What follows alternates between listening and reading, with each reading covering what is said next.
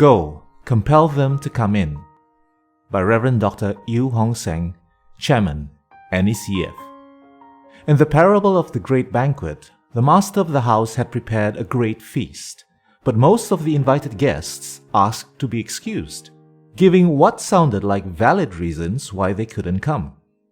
Because he was determined to see people enjoy the banquet, he told his servant to find others to fill the house. In Luke chapter 14, verse 23, the master said to his servants, "Go out into the highways and hedges, and compel them to come in, that my house may be filled." What does it mean to compel people to come in? First, it takes passion. The invitation involves more than a casual and unconcerned conversation. It does not refer to physical force, but rather a compelling through witness and persuasion. The master was zealous for the guests to come, and he expected the servant to convey this through a passionate and convincing invitation. Clearly, the Church of Jesus Christ needs to regain her passion. We must realize that, as we share our faith, we are not speaking of current events or the latest fashion trends. We are speaking of the eternal God coming to earth to die for our sin, so that we might be saved and reconciled to Him.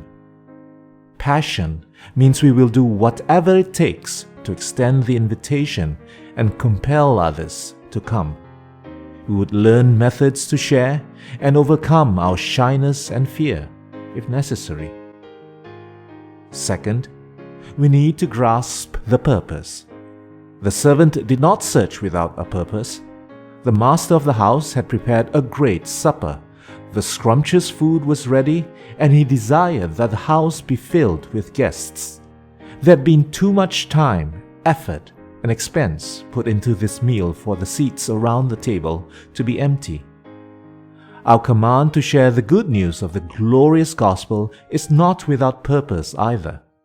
Like the master of the house, our Lord has made a provision for mankind.